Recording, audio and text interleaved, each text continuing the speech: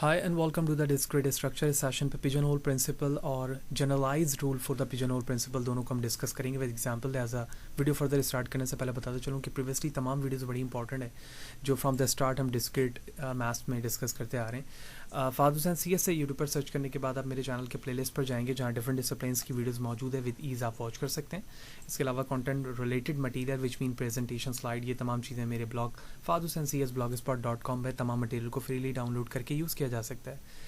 तो चैनल पर अगर नए हो, चैनल को सब्सक्राइब नहीं किया है तो ज़रूर सब्सक्राइब करें ताकि अपकमिंग वीडियोस के हवाले से आपको बर वक्त जानकारी मिलती रहे और इसी तरह की नई चीज़ें आप आसानी के साथ सीख सकें। तो एज़ यूजुअल रॉयजन की बुक को हम फॉलो कर रहे हैं। Chapter 6.2 the pigeon hole principle का है। तो सबसे पहले हम प्रोफेशनली डेफिनेशन समझते हैं कि एक्चुअली पिजन होल प्रिंसिपल है क्या। So according to the book definition, if k is a positive integer and k+1 object are place into k boxes then at least one box contain 2 और more object. So by definition ही हमें समझ में आ गया कि हमारे पास अगर नंबर ऑफ द ऑब्जेक्ट की क्वांटिटी k+1 है और जिन बॉक्सेस में हम इसे प्लेस करना चाह रहे हैं वो k नंबर ऑफ बॉक्सेस पे बेस करता है, तो कम से कम एक बॉक्स ऐसा होगा जिसमें 2 या 2 से ज़्यादा ऑब्जेक्ट प्लेस किए जाएंगे। अच्छा, दो बड़ी इंपॉर्टेंट चीज़ें यहाँ पर कि सबसे पहले तो ये कहा गया है कि एटलीस्ट 1 बॉक्स होगा, इसका मतलब ये एक से ज़्यादा भी हो सकते हैं। और यहाँ पर 2 या मोर देन 2 है, इसका मतलब है मैं उस बॉक्स के अंदर 2 भी रख सकता हूँ और 2 से ज़्यादा भी रख सकता हूँ, वो मल्टीपल भी बॉक्स हो सकता है। अभी हम इसे प्रूव भी करेंगे। तो अगर मैं इसे प्रूव बाय कॉन्ट्रापोजिशन या कॉन्ट्रापॉजिटिव के ज़रिए से करूँ तो ये प्रूव करना आसान होगा। और अगर मैं इस रिकॉल करूँ, ऑल्दो हम चैप्टर 1 पे प्रूफ को डिस्कस कर चुके हैं कि हम proof by contradiction and proof by contrapositive के ज़रिए से किसी स्टेटमेंट को प्रूव कर सकते हैं, जिसमें हम अपने स्टेटमेंट को रिवर्स अल्टरनेटिव वे पे प्रूव करते हैं। जैसे फॉर एग्जांपल अगर हमें एक स्टेटमेंट दिया जाता है कि if n is even then n square is also even. ठीक है, अगर एक स्टेटमेंट इस तरह से प्रूव करने दी जाए तो हम इसे कॉन्ट्रापॉजिटिव वे पे कह सकते हैं कि इफ n इज ऑड, ठीक है, then n square is also.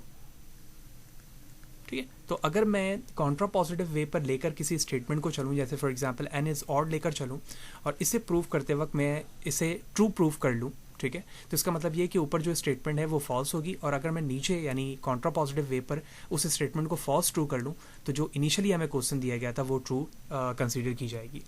So suppose none of the k boxes has more than one object. अब हम इसे कॉन्ट्रापॉजिटिव वे पर लेके चल रहे हैं, तो मैंने कहा कोई भी ऐसा k बॉक्स नहीं है जिसमें मोर देन वन ऑब्जेक्ट मौजूद हो। Then the total number of the object would be at most k।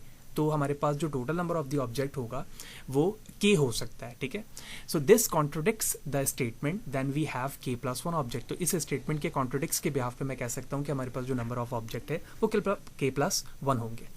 अब जो पिजन होल प्रिंसिपल्स था उस चीज़ को हम एक एग्जाम्पल के फॉर्मेट पे देखते हैं। तो अगर आप यहाँ पर देखें तो हमारे पास जो पिजन्स की क्वान्टिटीज़ हैं यहाँ पर एक्चुअली वो इन k+1 ऑब्जेक्ट्स को रिप्रेजेंट कर रहे हैं और जो होल्स बने हुए हैं यहाँ पर वो एक्चुअली बॉक्सेस होंगे। ठीक है, तो यहाँ पर जो पिजन्स की क्वांटिटी है वो 13 है। ठीक है, I am going to write here now pigeons is equal to 13 और अगर हम बॉक्सेस देखें तो 3, 3, 6, 6, 6 एंड 12। तो मैं यहाँ पर 12 लिख लेता हूँ। ठीक है, तो बेस्ड ऑन द डेफिनेशन अगर हम देखें तो एटलीस्ट वन बॉक्स ऐसे होना चाहिए जिसमें मोर देन वन पिजन होना चाहिए, तो एट मोस्ट मल्टीपल हो सकते हैं। तो आप देखें यहाँ पर भी वो डेफिनेशन फुलफिल हो रही है और यहाँ पर भी फुलफिल हो रही है। और रही बात ब्लैंक की, तो कोई मसला नहीं, ब्लैंक्स रहने से भी हमें कोई वो नहीं है। हम सिर्फ ये देखना चाहते थे कि अगर k+1 ऑब्जेक्ट होगा तो हम k बॉक्सेस में प्लेस कैसे करेंगे, जो कि सक्सेसफुली यहाँ पर प्लेस हो रहा है। सेकंड सिनेरियो के अंदर अगर आप देखें तो बिल्कुल बेसिक जो डेफिनेशन थी उस पर ये चीज़ फुलफिल हो रही है, एक बॉक्स है जिसमें एक से ज़्यादा ऑब्जेक्ट्स मौजूद हैं। अगर आप थर्ड को देखें तो थर्ड में हमने मल्टीपल बॉक्सेस के अंदर मोर देन वन ऑब्जेक्ट प्लेस किया, जैसे वो यहाँ पर है, यहाँ पर और यहाँ पर है। और अगर कोई बॉक्सेस ब्लैंक भी है तो हमारी डेफिनेशन सक्सेसफुल कंसीडर होगी। तो इन 3 एग्जांपल्स के अंदर हमने पिजन होल की बेसिक प्रिंसिपल्स को यूज़ होता हुआ देखा। अब हम पिजन होल प्रिंसिपल्स को फंक्शंस के बेस पे देखते हैं कि क्या हम ये कह सकते हैं कि ये function 1-to-1 which mean injective way पर काम नहीं कर रहा है। फंक्शंस के टॉपिक में हम देख चुके हैं कि what is function, what is injective, surjective and bijective. So the corollary says a function f from a set with k+1 element to a set with k element is not 1-to-1। यानी अगर हमारे पास function है f और उसमें जो element मौजूद हैं k+1 element है with a set of k element, तो हम ये कहेंगे कि ये जो हमारे पास फंक्शन मौजूद है वो 1-to-1 नहीं है। ठीक है, ये कैसे हो रहा है? तो use the pigeon hole principle, create a box for each element y in the domain of f, यानी हमने बॉक्सेस के लिए जो हर एक एलिमेंट है बॉक्सेस में उसे हमने y कंसीडर किया है को डोमेन ऑफ f के लिए. So put in a box for y all the element x from the domain such that f of x equal to y. यानी हमने क्या किया, जो हमारे पास बॉक्सेस थे y के लिए उसमें तमाम पर एलिमेंट x को डोमेन्स कंसीडर करते हुए हमने उसमें पुट किया. So because there are k+1 object. अब हमने जब देखा कि हमारे पास k बॉक्सेस हैं और k+1 एलिमेंट है, तो because there are k+1 elements and only k boxes, जबकि बॉक्सेस की क्वांटिटी क्या है हमारे पास सिर्फ और सिर्फ k है. सो एटलीस्ट वन बॉक्स ऐसा होगा जिसमें 2 या 2 से ज़्यादा एलिमेंट्स आ रहे हैं, जो अभी हमने डेफिनेशन पे देखा. तो बेस्ड ऑन दिस हम ये नहीं कह सकते कि हमारे पास जो फंक्शन मौजूद है वो 1 to 1 है, बल्कि 1 to 1 के अलावा हो सकता है, विच मीन सर्जेक्टिव हो सकता है, बाइजेक्टिव हो सकता है, लेकिन वो इंजेक्टिव यानी 1 to 1 कंसीडर नहीं होगा. सो अब कुछ एग्जांपल्स देखते हैं हम इसके. बेसिक एग्जांपल्स के बाद हम फिर जनरलाइज्ड रूल की तरफ जाएंगे कि हमें जनरल फॉर्म की ज़रूरत यहाँ पर क्यों पड़ रही होती है. पहले हम उसी जनरलाइज फॉर्म की एग्जांपल्स देख लेते हैं, बल्कि बेहतर तो ये होगा पहले हम जनरलाइज्ड रूल को समझ लें, उसके बाद फिर एग्जांपल पे आते हैं. ओके, सो जनरलाइज्ड रूल क्या कहता है, किसी भी थ्योरम्स के या किसी भी कॉन्सेप्ट को हम जनरलाइज्ड फॉर्म पर उस वक्त लेकर आते हैं ताकि उसे यूज़ करना based on the problem specially in the computer science हमारे लिए आसान हो. ठीक है, so if n object are placed into k boxes, ठीक है, यहाँ पर जो n है उसे हमने पिजन के कह लिया और k जो बॉक्सेस हैं वो केज हैं जिसमें हम अपने पिजन्स को प्लेस कर रहे थे. तो then there at least one box containing this object. ठीक है, अब जनरलाइज फॉर्म पे ये कहा गया कि अगर आपके पास n ऑब्जेक्ट है और k बॉक्सेस हैं तो उसमें एक एटलीस्ट ऐसा बॉक्स होगा जो इतने नंबर ऑफ द ऑब्जेक्ट को कंटेन करेगा. ठीक है, ये क्या चीज़ है, अगर मैं इस तरफ ड्रॉ करूँ तो इस तरह से फंक्शन बनाया गया n डिवाइड बाय k. ठीक है, सील फंक्शन हमने देखा था. सील फंक्शन का मतलब ये कि जो भी डेसिमल पॉइंट्स के साथ वैल्यूज़ आ रही होती है हम उसे उसकी अपर वैल्यूज़ को लिख रहे होते हैं. तो ये जो अपर साइन मैंने बनाया है ये सील को रिप्रेजेंट कर रहा है, जबकि n ऑब्जेक्ट है और k जो है नंबर ऑफ बॉक्सेस है. ये एक जनरलाइज फार्मूला है पिजन होल का. सो एज यूजुअल हम इसे कॉन्ट्रापॉजिटिव या कॉन्ट्रापॉजिटिव पोजिशन बेस पर प्रूव कर सकते हैं. So suppose that none of the boxes contain more than n divide by k-1 object, यानी कोई ऐसा बॉक्स नहीं है जो इस ऑब्जेक्ट को कंटेन करता हो. Then the total number of the object is at most. ये बड़ी इंपॉर्टेंट चीज़ है कि अगर मुझे total number of the object मालूम करना होगा एट मोस्ट पे, यानी ज़्यादा से ज़्यादा टोटल नंबर ऑफ ऑब्जेक्ट कितने हो सकते हैं, तो इन इक्वालिटीज़ के फॉर्मेट पे मैं उसे यूज़ कर सकूँगा जो अभी प्रॉब्लम पे भी आएगी. तो बेसिक चीज़ हमने देखा कि जनरलाइज रूल क्या है, वो ये है. और अगर मुझे प्रूव करना होगा तो मैं इन इक्वालिटीज़ के बेस पर इसे प्रूव भी कर सकता हूँ, जहाँ पे total number of the object मुझे एट मोस्ट बेस पर फाइंड करना हो. क्या है वो formula, k seal function n divide by k-1 is less then, यानी ये पूरा पार्ट जो है वो लेस देन है इस पार्ट के. ठीक है, और अगर आप इसमें देखें तो इसमें सिर्फ एक चीज़ का इजाफा है, वो है inside of the ceiling function +1, और इस फंक्शंस के बिहाफ पर मैं total number of the object find कर सकता हूँ. That is nothing but n.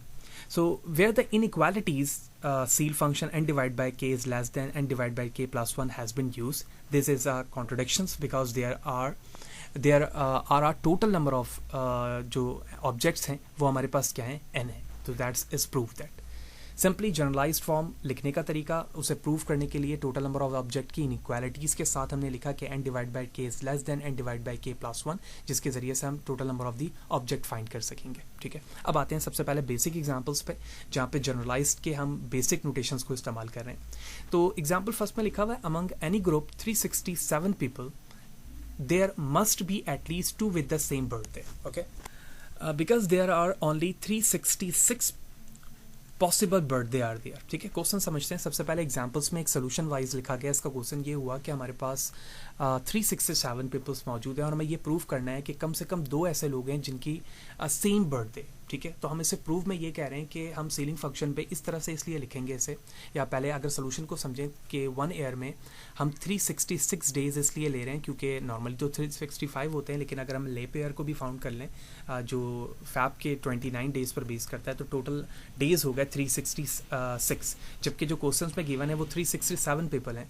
तो इसका मतलब ये हुआ कि यहाँ पर एक ऐसी डे मौजूद है, डेट होगी जो कम से कम जिसमें 2 जो होंगे फोक्स वो सेम बर्थडे के साथ मौजूद होंगे.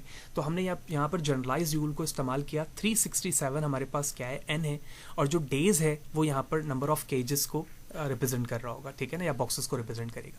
तो जब मैंने डिवाइड किया तो 1 पॉइंट समथिंग वैल्यूज आ रही होगी। सील के बिहाफ पर मैं यहाँ पे क्या लिखूंगा 2, और यही चीज़ क्वेश्चन में कही जा रही थी कि at least 2 with the same birthday, और यही चीज़ यहाँ पे प्रूव हो गई, ठीक है।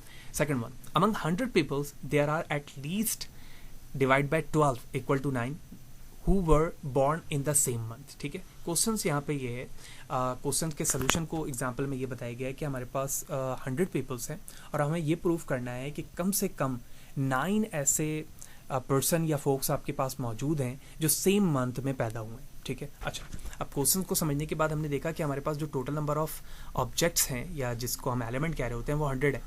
अब यहाँ पर बर्थडे की बात हो रही है तो इसका मतलब ये है कि यहाँ पर जो के की क्वांटिटी है वो 12 होगी, ठीक है। तो हमने जब 100 को इस फंक्शन में जनरलाइज रूल पे रखा तो 8 पॉइंट समथिंग वैल्यूज आई, उसको जब हमने सील किया तो हमारे पास 9 आ गई, और यही क्वेश्चन में कहा जा रहा था कि कम से कम 9 ऐसे पर्सन है जो सेम मंथ पे बॉर्न होंगे, और ये प्रूव हो रहा है based on the generalize rule. तो हम देख रहे हैं कि मैथमेटिकली कंप्यूटर साइंस के प्रॉब्लम में भी हम इसे इस्तेमाल होता हुआ देख रहे हैं, जहाँ पर साइंटिफिकली या स्टैटिस्टिकली कुछ एग्जाम्पल्स या क्वेश्चंस बन रहे होंगे, ठीक है। Next one, in any sets of the 27 English characters, हम कह सकते हैं कि हमारे पास जो कैरेक्टर्स की क्वांटिटी सेट्स में वो यहाँ पर 27 दी गई है।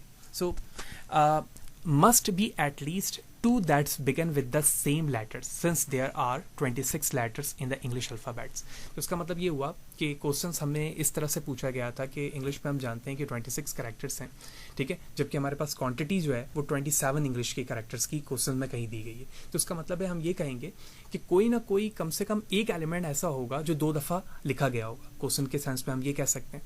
तो हमने यहाँ पे ये लिखा कि जो इंग्लिश के कैरेक्टर्स हैं वो यहाँ पर 27 है, और जो इस्तेमाल हो रहे हैं वो 26 हैं। जनरलाइज रूल में फिट किया, 1 पॉइंट समथिंग वैल्यूज आई, और हमने जब सीलिंग अप्लाई की तो उसकी वैल्यूज 2 आ गई, और बेस्ड ऑन द एग्जांपल हमने प्रूव कर लिया। तो यहाँ पर एग्जांपल्स मैंने इसलिए लिखी थी ताकि हम सिर्फ सेंस के बेस पर समझ सकें। अब हम क्वेश्चंस भी देखेंगे और क्वेश्चंस के बेस पर जनरलाइज रूल को इस्तेमाल होता हुआ भी देखेंगे, राइट। आगे चलते हैं।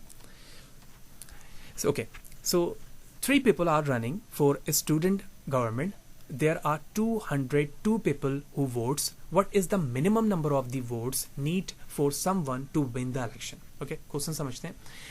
एक स्टूडेंट गवर्नमेंट्स के लिए फॉर एग्जांपल जो है वो इलेक्शंस हो रहे हैं in the sense of the question.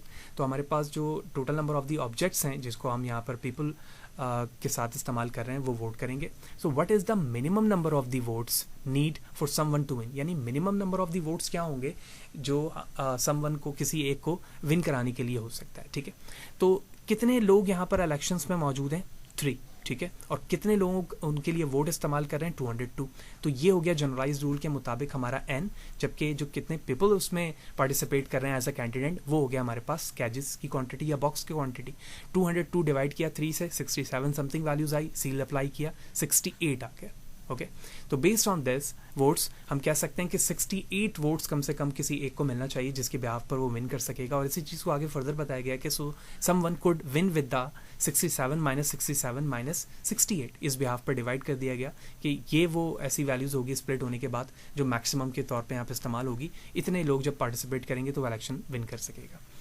Okay, next one, there are 38 different times period during which classes at the university can be scheduled, यानी हमारे पास 38 डिफरेंट टाइम स्लॉट्स हैं जिसके बेस पर यूनिवर्सिटी में क्लासेस शेड्यूल की गई हैं। If there are 677 different classes, यानी हमारे पास जो क्लासेस की क्वांटिटी है वो 677 है, तो what is the minimum number of the different rooms that will be needed, यानी कितने different number of the room होंगे जो हमें रिक्वायर्ड होंगे इन क्लासेस को कंडक्ट करवाने के लिए।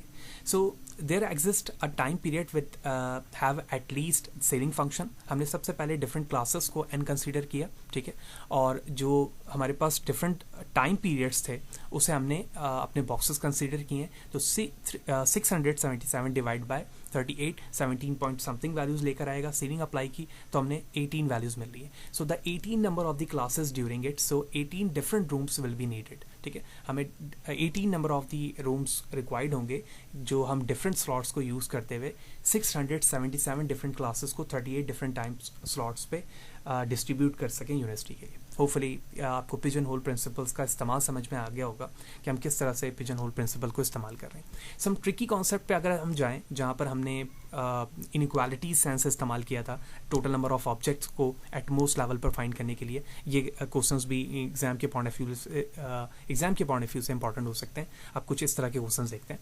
So what is the minimum number of the student required in a discrete mathematics classes to be sure that at least 6 will receive the same grade if there are 5 possible grades A, B, C, D and F। तो सबसे पहले मालूम क्या करना है हमें minimum number of the students. तो इसका मतलब ये हुआ कि यहाँ पर n की बात हो रही है जो हमें फाइंड करना है, ठीक है।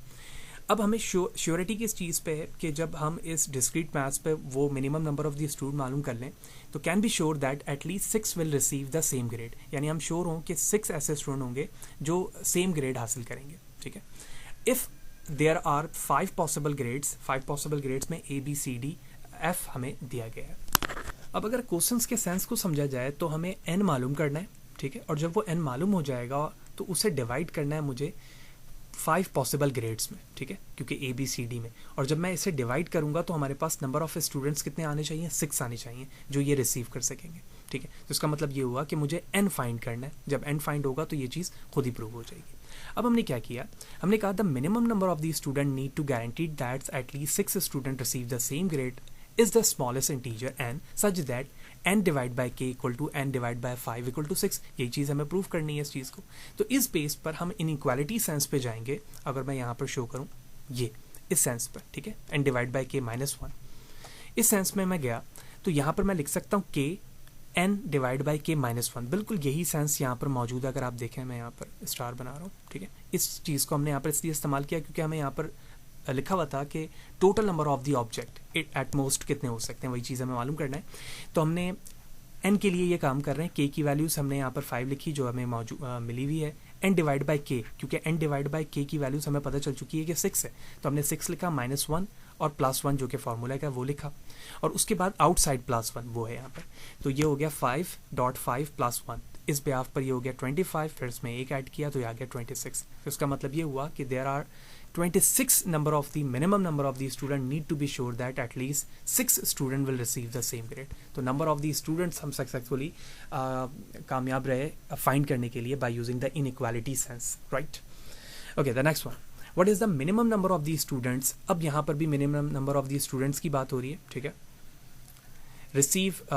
required in a course to be sure that at least 6 will receive the same grade if there are 5 possible grades। Same sense है क्वेश्चंस का, ठीक है। एक्चुअली ये वही क्वेश्चंस है लेकिन मैंने दोबारा इसलिए ऐड किया है कि सेंस डिफरेंट हो सकते हैं, ठीक है। वहाँ पर हमने इक्वालिटीज़ के कंप्लीट वैल्यूज़ को लिखा, यहाँ पर हम शॉर्ट वे पे लिख रहे हैं तो r-1 लिखा जा सकता है, r इसलिए इसे ही कहा जा रहा है n डिवाइड बाई 5 को, ठीक है। तो हमने डायरेक्टली यहाँ पर वैल्यूज़ लिखी और 26 पे यहाँ पर इसे हमने प्रूव कर लिया, ठीक है। तो सेम सेंस के क्वेश्चन है यहाँ पर, सिर्फ यहाँ पर बताना था कि हम शॉर्ट वे पे भी इस तरह से फॉर्मूले को लिख सकते हैं। And the last one, what is the least number of the area codes need to guarantee that 25 million phones in a state can be assigned distinct 10 digit cell phone numbers। अब हमें 10 डिस्टेंस फोन नंबर्स जो है वो distribute करना है, assign करना है 25 million phones पर, ठीक है। तो बताना क्या है, at least what is the least number of the area code. तो least number of the area code हमें मालूम करना है based on the 25 million phone numbers, और जो डिस्टेंस नंबर बन रहे होंगे वो 10 डिजिट्स के होंगे। तो एज्यूम दैट्स जो हमारे पास नंबर्स होंगे वो इस तरह से कैटेगराइज हुए हैं, ठीक है। n xx dash n xs और उसके बाद 4 टाइम xx वैल्यू है। So where the first 3 digits from the area code, जो फर्स्ट 3 डिजिट्स है वो एरिया कोड होगा। n represent a digits 2 to 9, जबकि n रिप्रेजेंट कर रहा है 2 से 9 इंक्लूसिव वे पर, and x represent any digits, जबकि x जो है वो एनी डिजिट्स को रिप्रेजेंट कर रहा होगा। तो अगर हम क्वेश्चन के सेंस को देखें तो n यहाँ पर रिप्रेजेंट कर रहा है डिजिट्स फ्रॉम 2 to 9। तो इसका मतलब ये हुआ कि n में कोई भी नंबर लिखा जाएगा, जबकि x जो है वो कोई भी डिजिट्स हो सकता है, ठीक है। उसके बाद डैश है, फिर n है 2 to 9 कोई भी हो सकता है, फिर कोई भी नंबर्स हो सकते हैं, उसके बाद 4 टाइम कोई से भी नंबर हो सकते हैं। तो based on this sense 8 million different phone numbers are to be formed by using this pattern of the numbers as we have shown previously। So hence by the generalized pigeonhole principle among 25 million telephone at least these, ठीक है, अगर मैं 25 millions को divide कर दूं 8 million से तो हमें जो वैल्यूज मिल रही है सील अप्लाई करने के बाद वो 4 मिल रही है। तो based on this value we can say that 4 of them must have identical phone numbers, hence at least 4 area codes are required to ensure that 10 digits numbers are different. तो इस तरह से हमने कुछ जनरलाइज रूल पर भी एग्जांपल्स किए, basic understanding देखी कि एक्चुअली पिजन होल प्रिंसिपल क्या है, जनरलाइज रूल क्या है, इनइक्वालिटी सेंस क्या है, to find the nth values at most level of the K क्या है, और इसी तरह उसकी कुछ एग्जांपल्स देखी। होपफुली सारी चीज़ें क्लियर होगी। फिर भी कोई सवाल है, अगर कोई चीज़ समझ में नहीं आई है कमेंट सेक्शन पे ज़रूर पूछें, कोशिश करूँगा इस हवाले से आपको बर वक्त जवाब दे सकूँ। वीडियो अच्छा लगी है तो लाइक करें, ज़्यादा लोगों को शेयर करें और इसी तरह से जुड़े रहें ताकि अपकमिंग डेज़ पर आने वाली तमाम वीडियोज़ के हवाले से आपको बर वक्त जानकारी मिलती रहे। नेक्स्ट सेशन पर जाएंगे तो परम्यूटेशंस के हवाले से हम डिस्कस करेंगे, कॉम्बिनेशन परम्यूटेशंस क्या है और विद एग्जाम्पल के साथ चीज़ों को देख रहे होंगे। See you there in the next session.